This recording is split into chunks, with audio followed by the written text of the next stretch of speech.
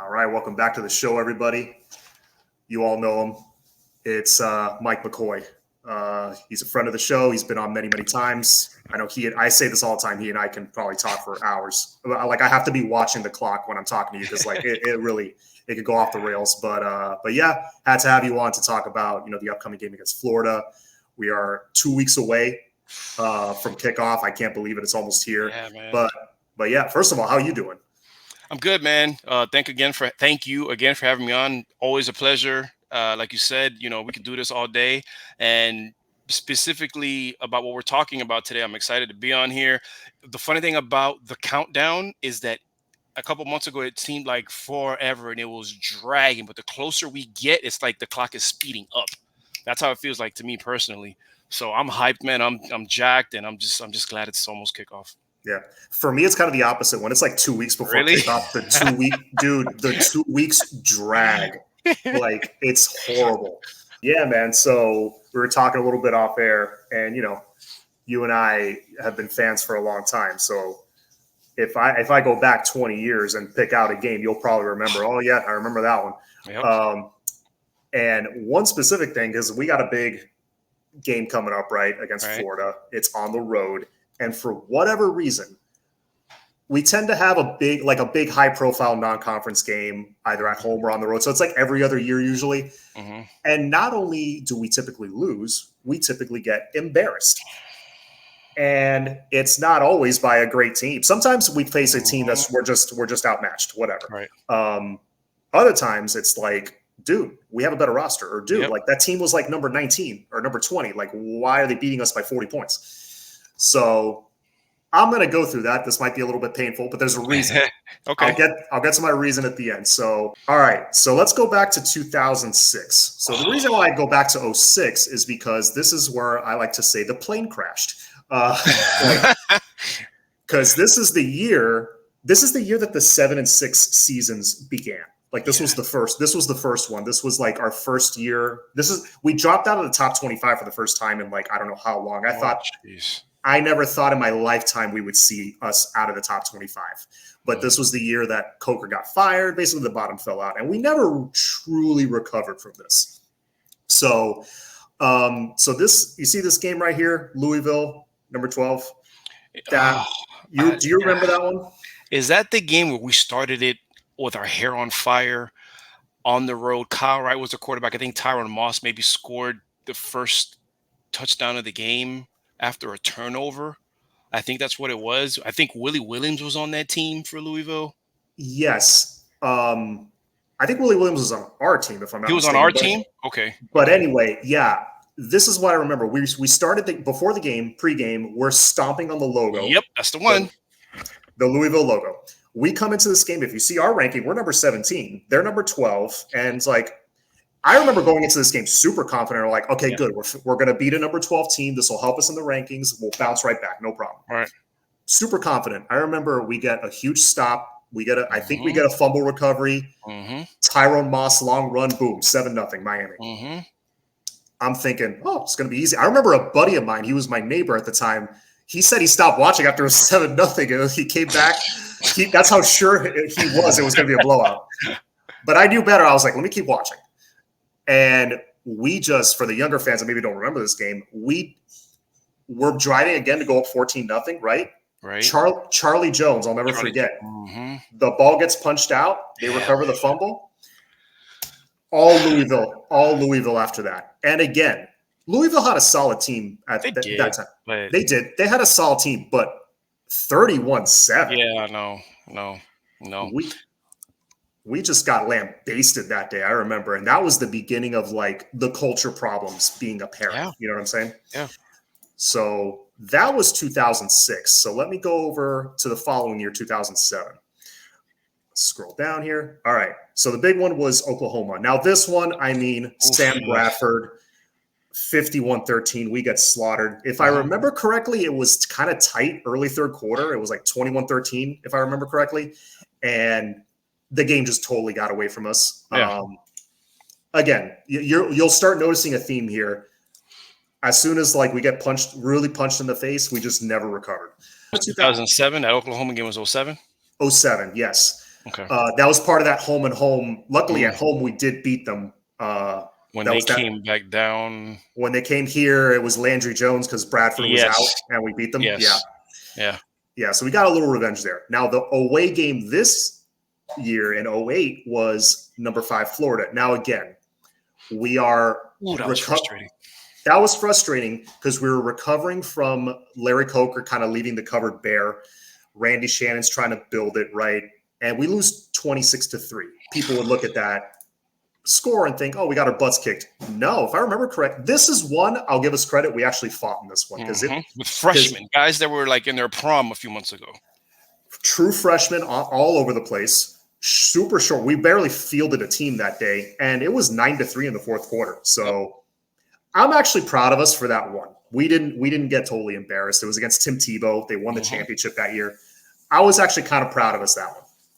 But then, I was thinking Shannon would kind of, pull the nose of the plane up a little bit. Not so much. There really wasn't a big non-conference one, I would say, but we did face number 11 Virginia Tech early in the year. I remember that was a rainy game. On no planet should Virginia Tech be beating us 31-7. That was, correct me if I'm wrong, that was a game where, we started the year 2-0. Yeah, and that was like a gauntlet, the 4-game gauntlet that everyone was talking about. And if you get 3 out of 1, which we did, whatever. However, that Virginia Tech game was lost after, I think it was right after halftime. We were driving, and it was Jimmy Graham that dropped like a wide open. It was either a touchdown or something. He dropped 2 balls, I remember. And one of them was like on the one, like he would have rolled into the end zone kind of thing. Yeah. It was like a diving catch right in his chest, and he dropped it. But again, one thing goes wrong, we unravel. Yeah. So that was 09. And then we finished the season 9-4. There's a little hype behind us. So we're number 12, the Ohio State game. Remember Tyrell Pryor? Oh, man, that was a close one. I remember watching that one again. Not too bad. I think it was a competitive game. We kept turning the ball over. That was like Ja'Cory Harris's like really bad game, like in front of a big stage. Jesus, John. I have a point to this. Just bear with me. So you're like, man, I'm in pain. Please stop. It's just great. All these, thoughts are coming back, and I'll wait till you're done. Yeah. So 2011, we really didn't have a big road game. Maybe Blacksburg, Virginia. That was a close one. I'll skip over to 2012 because in 2012, there was actually 2. There was Kansas State on the road. We get destroyed. Oh, yeah, we did. And then the Notre Dame 41-3. You remember the infamous Philip Dorsett drop. And not so much that, we win that game if we catches it, but we maybe lose, but we don't lose like that. No. We don't lose like that. But you see, it's just part of the reason I'm showing this is to show fans, maybe the younger ones, maybe people that are Canes fans. This is what we've had to suffer through. Yeah, dude. Yep. And it was the lack of funding, and it led to this, And then so go to 2013. This was a decent year, 9-4. We beat Florida early in the season. The big one was Florida State. I think we were like 7th at that time. Yep, right there. There it is, 7th. We were 7. They were 3. College game day was there. It was a big one. Now, I remember going into this one thinking, okay, it's Jameis Winston. He's on fire. They're destroying everybody. I don't think we're going to win this game, but it's a rivalry game. You never know. Duke Johnson gets hurt. Blowout. 2014. The year before Golden because he got fired in 2015. So 15, exactly. We opened the season against Louisville, Brad Kaya's first game. Again, on no planet should we be losing 31-13 against that Louisville team because they weren't even that good. That one pissed me off. Was that his true freshman year? That was his first game, true freshman year. Yeah. Yep. But there was a whole thing about Ryan Williams should have started. His knee wasn't that bad. They threw Kaya out there, fed him to the wolves kind of thing. And, I'm skipping one. I forgot about the Nebraska game. Yeah. I felt okay. I forgot what the name of that running back was that they had, but it was Duke versus him. And, we just couldn't stop them. 31 points should have been enough to win that game, but You remember who our defensive coordinator was and how Golden allowed Yes. him to run the defense. And yeah. Yep. Yeah. And if I remember correctly, you remember that screen grab of the Georgia Tech game, which was this same season where it's on the goal line and we have like 3 linemen. Jesus Christ. Yes. That was that same season. But he did the same shit against Nebraska. The game, the touchdown that kind of iced it for Nebraska, same shit. 4 linemen on the 1 yard line. He just walks right in. So and then you have your linebackers playing like 4 yards off. Correct. I don't understand that. It's like football 101. I don't know, man. Mike, when you're not investing money into your program, that's what happens. But anyway, I'll kind of speed through the rest of this. So is this 2015? Yeah, this is 2015. What's the big road game? Cincinnati. That's not even a big game. God, no, it's not. You should be the iced out uniforms. Yep. You should be destroying them. So 2016, this was Mark Richt's first year now. Not a high profile game, but hey, we go up to App State and we beat them after everyone thought we were going to get upset. Lose, right? Like whoop-de-doo. Here was the one at Notre Dame. Notre Dame sucked. Man, yes. They sucked. And I think we fell behind 20-0 at one point. And we were winning in the fourth quarter. Yeah, we came back. We came back and we gave it right up. 2017. This was, of course, the one really good year we've had in the last 20. What was the big? I guess I would say the ACC championship game again. Yeah, you're facing. That was probably Clemson at their peak. I would say of their dynasty. They had Christian Wilkins and Cleveland Farrell, I think, was on that D line. They had, was it Trevor? No, it wasn't Trevor Lawrence. It was the dude before. No, it was Deshaun Watson, right? Not Deshaun Watson. It was Kelly something. Oh, yeah. Oh my God, I forget his name. I know who you're talking about. You know who I'm talking about. I remember him. Yeah. He freaking shredded us. Yeah. But that's what it is. At least we got to the ACC title game. That one's kind of a I think I'm starting to know what you're getting at here. Mm-hmm. Yes, they were the better team. Yes, they 100% should have won, but they still shouldn't have won like that. Exactly. That's one of the things I'm trying to get at here. You're noticing a pattern. Mm-hmm. When the lights are bright, it used to be when the lights were bright, we not only, dude, prepárate because we were about to whoop your ass. That's when the lights, especially on the road, we took pride in going into your house. 90,000, no problem. They're gonna be quiet in a second. Watch this. Yep. And then 2018, more of the same. Probably. Let's see what was a big game here. 2018, Virginia, the LSU game, bro. Oh yeah, yes. Good eye. The LSU game again. Coming off a 10-win season. Not a game. I think we were down like 31-3 or something at one point. Yeah, it was stupid. Yeah. They were kicking our ass. Yeah. Should not have been like that. It should have been a competitive game within a touchdown, maybe. I think that's what the spread was. And this is the year you remember. What's his name? Quarterback at Cincinnati right now. At the Bengals. Yeah, Burrow. That was the year. That was his first year starting at LSU. If you would have told me that he would have had the year that he had in 2019, if you would have told me that in 2018, I would have told me that you were on something and give me the number to your medicine, man. Because the last thing that he looked like was a first overall pick or whatever he was drafted, Heisman winner. It's the last thing he looked like against us. No, he looked like a game manager. We just could not stop the run. And another common theme in those games, we couldn't get out of our own way. Nope. Bad penalty, bad fumble, boom, boom, boom, boom, boom. We're down 3 touchdowns. Yep. So then 2019, of course, the opener against Florida. If Jeff Thomas doesn't muff that punt, we probably win. I was at that game. Were you there? I was not, thankfully. Because mind you, this is years into the misery already. I was offered to go to that game. I was like, hell no, I don't think we're winning. But bro, number 8 Florida, we're in the game until down to the wire and really should have won. That was Manny's first game. And then of course Alabama. That one I can forgive. It's Alabama. Saban does that to everybody the first week. I was at that one too.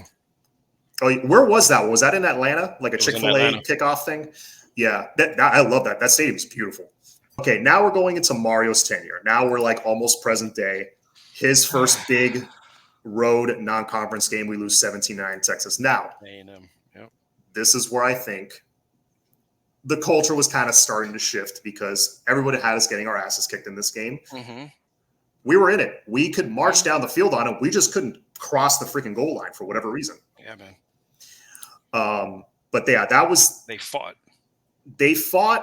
At least you started to see that at least. Mm-hmm. Last year, you really started to see some fight. We were in every single game. At number 4, Florida State, I would say that was our biggest one because I don't think there was a big non-conference game that year. No, it was A&M at home. Yeah, we won that one. Yeah. So, anyways, I'm going to take that off now. So, that's in the past. I know. That was rough, right? So, all that to say, at least for me, I don't know if you would agree. You win in the Swamp on August 31st. For me, all that gets erased. And I'll tell you why. All of that gets erased because knowing that all of that was purely from neglect and lack of funding and all that stuff, and literally the university just like not caring, to now they do.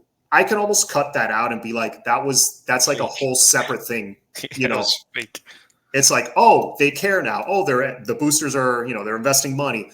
Oh, we're a real program now. To me, it's like look what happens when you spend. Yeah. When you actually care and try. Yeah. So to me, this is like a new chapter, new beginning. Win this game. That's kind of like you exercise a lot of demons winning that game. So, and it's weird because I don't want to be one of those fans that's like, oh man, this game is everything. Because, realistically, yeah, you could lose that game. It's in the Swamp, week 1. This offense hasn't played together yet. And Florida, yeah, they're probably going to go like 6-6 or 5-7 this year, but that's more because of their schedule. They're not a bad team. You could still recover after a loss and go 10-2, 11-1. Absolutely. But I just can't. We can't lose to the Gators, man. The way I see that game, and then I'll pivot back to, the hell that you just took us through the past 10 minutes. Let's just say, right, hypothetically speaking, you lose to Florida. However it is a loss, whether it's a blowout loss or a close loss, you lose to Florida. But let's say you run the table. That's like taking the hottest girl in the school to prom, but she has a 10 o'clock curfew. That's how I would see it. Like, oh, I took the hottest girl to the prom. Like, yeah, but I got to take her home like right after prom. It sucks. Yeah, you could go hang out with the boys after, but that sucks. You know what I mean? But the pattern that you were doing, that you did a good job of outlining, is it starts at the top. Okay, it starts at the top, and you said it. A&M, we saw, because I was frustrated at that game because I think as fans, you always get frustrated at a game that you lose, but it's times 3 if you knew you could have won it. Okay, that, like you said, we dominated the stat sheet in that A&M game. Only netted 9 points. A-Chain, that big, I think it was a screen pass or a missed tackle on a long run, one of them down the bottom of the screen left sideline. That was like their only big play, right? And that was year 1 of Mario. That was year 1 of Mario, okay? And you saw Jacoby George flash, in the open field, do his thing. Awesome, okay? Then, like I said, you saw a fight last year. But those I don't know what to call them, the Shannon era, late Coker and Golden. It was, that's what you get, lack of funding. But it's funny you bring this up because I forgot which documentary it was, or the first or the second one. Somebody made a point that there was a template, and it was very easy. You came in, you followed the template, and boom, boom. But then the newer kids started coming in and they didn't follow the template. They wanted to do their own thing, whether it was because I'm a star guy and this and that, and whatever. I throw the name Kenny Phillips out there, not because it was him, but it was around that time that, you know what I mean? And it's like, the bottom fell out, man. Like you said, the plane crashed, and then Coker panics because you lose how you did to LSU in the Peach Bowl, so he fire everything Miami. Coach Soul, the heart and soul, no pun intended, of the program, Keyhole, that was around for 5. Dude, what? That was like the lifeline of the program, and I'm sorry, that completely took the sales out of everything, in my opinion. I was part of it, but yeah, man, you don't care. And then yeah, talent, but I think one of the reasons my Miami lost those games, or they thought that, oh, big game, we're in Miami, and you just roll your helmet out on the field, and that's all it takes. Not knowing that these teams, they really want to beat you because you're Miami, and these kids, they were Mhm. too young to realize it. They weren't putting in the work. They thought that I got the U on the side of my helmet. Hey, Yeah. and it just sucked, man. But we're definitely turning a corner. And to your point, it starts at the top. And I think a lot of it has to do too because Coach Cristobal played here. He won a title here. It's easier to demand respect from that when you've been in the fire versus a Manny Diaz. You know what I mean? God bless Mark Rick. I love him, but and he played here, so you saw some fight there. But Cristobal, man, like, and he's bringing in the right coaches, and everybody's on the same page. I'm sorry, I'm going off on a tangent, but No, it's please. just a lot, man. It's a lot. I heard Coach Saban say the other day, there was an interview, and he said hard workers don't like mediocrity, and I'm Mhm. sorry, mediocre people, and mediocre people don't like hard workers. And he said that to say that to be successful, you have to literally have from QB1 to punter 2, you got to be on the same page. If not, you Mhm. can't win. You will never Mhm. win. And people like to rag on him. I love Nick Saban as a coach. I love him because the guy won. Yeah. No, and to do it for 17, 18 years or whatever it Yeah. was so impressive. He cheated. Mike, he cheated. So what? He was the best cheater. everybody, everybody else in Listen, the SEC was cheating. listen, what you call cheating back then is NIL today, and Yeah, now man. it's more available to Yeah, everybody because man. it's legal. Yeah. But and yes, there was cheating going on, but you know what? He wasn't the only one. Oh, man. He cheated the best. I don't want to Yes. hear it. On top of that, he also knew how to because you can't cheat development. Yeah, hmm that's something you can. No, you could cheat to bring the best 5-star guys into your program, but to get hmm them to get them to stay Yep. and to win with them and make sure they play together, dude, that's a lot of egos in one locker room. And that Eagles tank, I'm glad you said that because that's hard to manage. And can you imagine if he would have lost with all that 5-star talent? He did what he was supposed to do. You have Yes. all this great talent, you're supposed to win. And guess what? He delivered God knows how many championships. That's why I have no respect. And I'm talking about as the coach, not as the person. Brian Kelly, I do not think he's a good coach because I don't care what you did in Cincinnati. Notre Dame has great classes. What did you do with them? He did nothing with them. He got to national championship games And got destroyed. Yeah. and got destroyed twice by Alabama. You know what I Yep. mean? And once, well, another year that he contended for it, he got destroyed by us. That knocked them out. That's right. Yeah. But, Oh yeah. yeah. Yeah. Good call. I But think that was his last year there. and whatever. That's just another different point. But going back to your central theme, it starts at the top. These Yep. kids that are coming in, they get it. If not, there's the door, dude. I love what Mario said. I think after his first, he was talking to forgot what recruit was his dad was like complaining about his kids playing time. Some cornerback that ended up transferring to I think to Missouri, I and he was remember like, who it "Hey, was. come pick them up. Yeah. Like, come pick your kids up." I love it. I love it. That's what needed to be said. And that was it was a 15-year culture of me. And this was something I didn't realize as a sports fan until recently, hmm especially in football. Like you said, you need to be on the same page. Yeah, man. Are they a culture fit? I always thought, that's whatever. But Buzzwords, nah, man. no, in college football, where there's so many guys in a locker room and so many coaches, it's the team is so big. Basketball, NBA team is a little different. If you got 3 superstars, you should be competing for a championship. Agreed. Whatever. Agreed.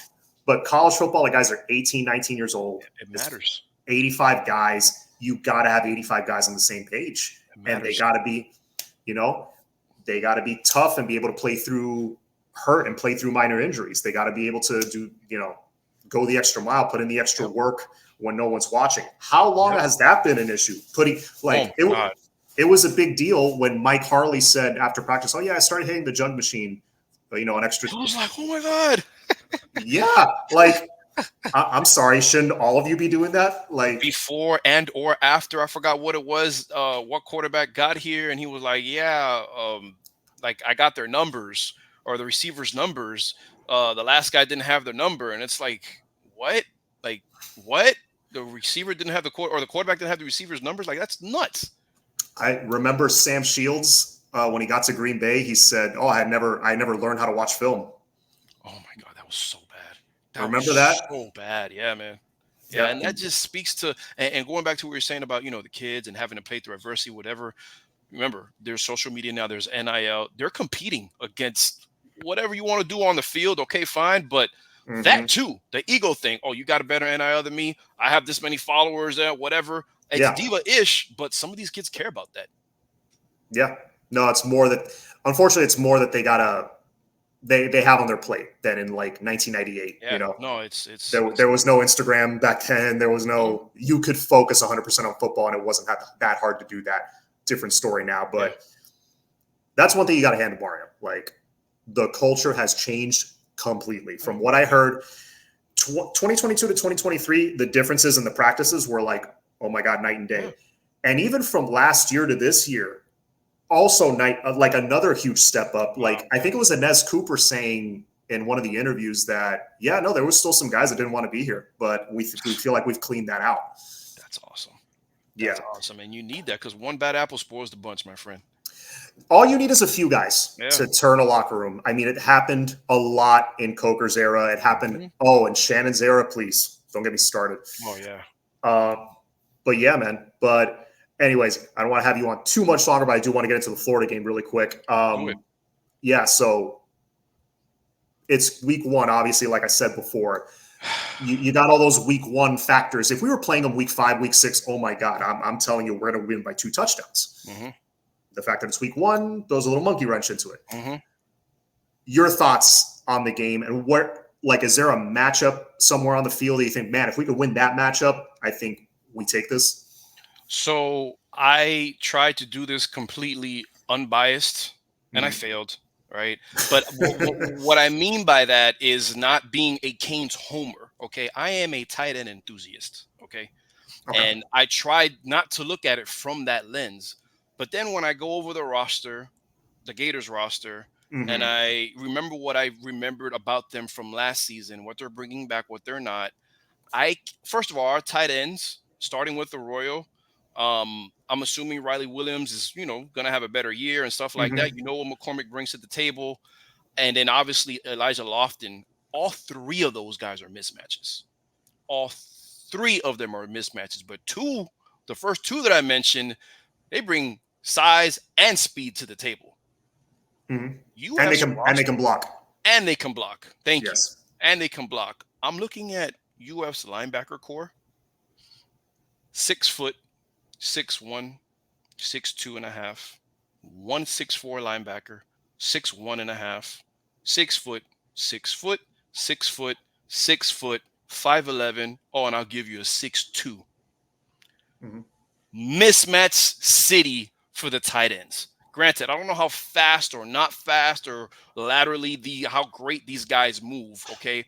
But let me tell you something. In the red zone, okay, not only are you going to have to worry about Cam Ward's legs, okay? Granted, he extends plays, he scrambles to throw, but don't let him have to run because he will, and he'll make you pay. So you don't have to worry about that. But I like the red zone matchups. Okay, now their secondary, they have good height. They have some nice height at the safety positions. Jason Marshall, I assume he's going to start at one corner spot. He's no midget. I think he might tip the not the scales, but his height 5'11", 6 foot, average, decent height for a corner. The other corner, I'm not sure, but I want to see them attack the middle of the field with the tight ends. I really do, especially in the red zone. That's what I want to see on offense. Miami's use of the tight end position was absent and non-existent last year. I do not expect that again. Part of that was due to injury. Okay, part of that was because maybe we couldn't because of who we had throwing the ball.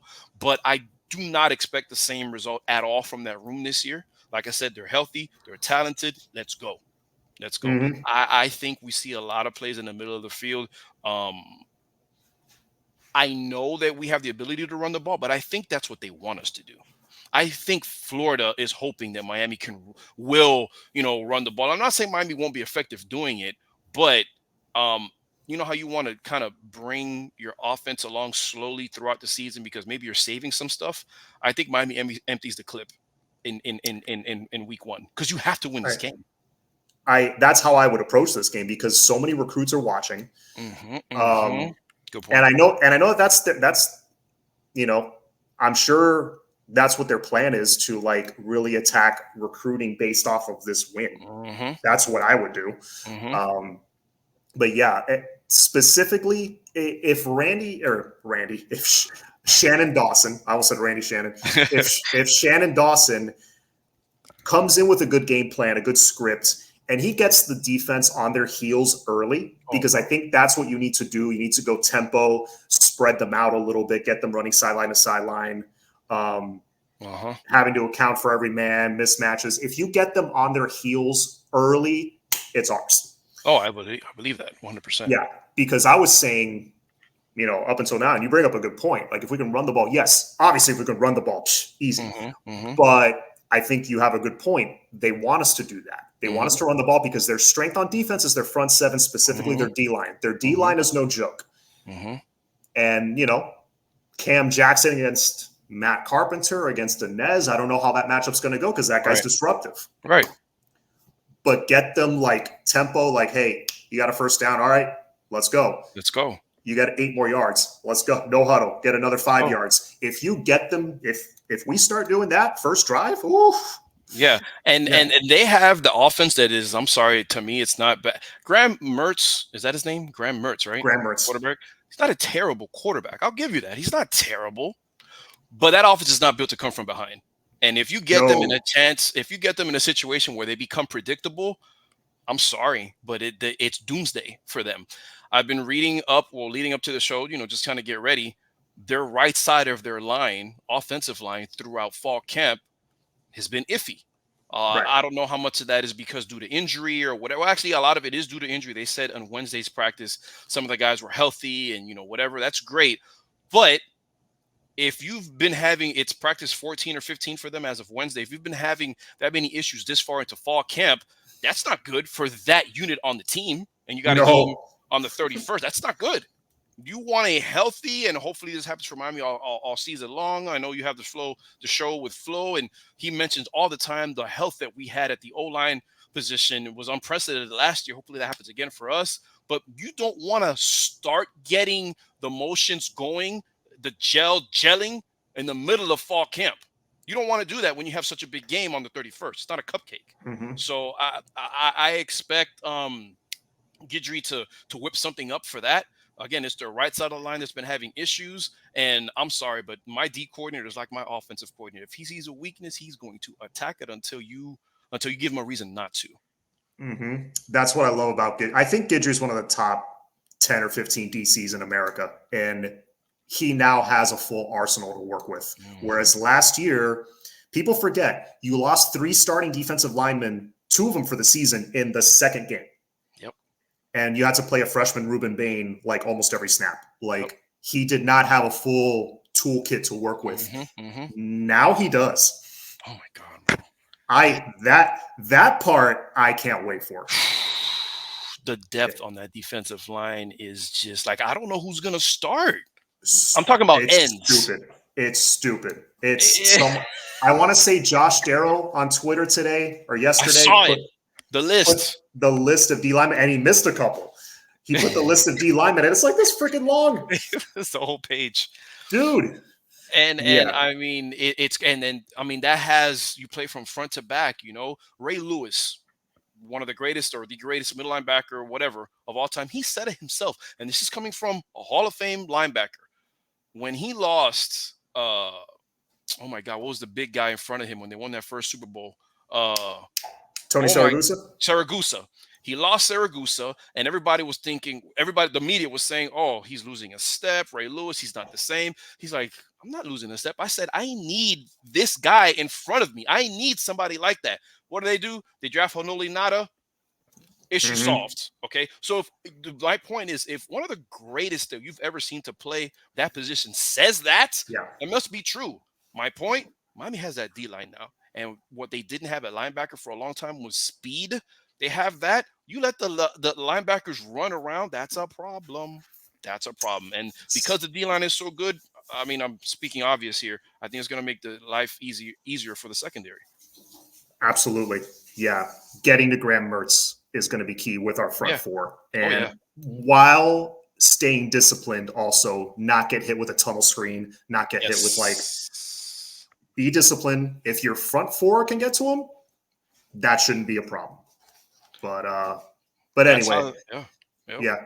But yeah, anyway, I gotta run. Sorry, I wish we could keep Okay. talking, You're good, man. but anyways, no, thank you for coming on. I love hearing your insight and your perspective because I listen to you. I'm like, man, he knows X's and O's. I gotta ask him. Like, now that we're close to the game, we know the rosters are set. Hmm. It's not like months ago. It was like, well, with the portal, you don't know how the teams are gonna look. Exactly. Now we know the rosters are set, so we Yep. can like start talking about this game. But anyways. Thank you again for coming on. Sorry to go through those 15 years of misery, It but was. I'm actually gonna go look back on them and just kind of maybe watch some yeah, games later. yeah. What went wrong? Yeah. Everything. Right. I'll answer that for you. Everything. But anyways, guys, thanks for joining us. Please like and subscribe. Please go check out my NCAA 25 content. I am dropping another one soon. It's funny, man. Yeah, Please keep it coming. yeah, for sure. As always, it's all about that. You go Canes.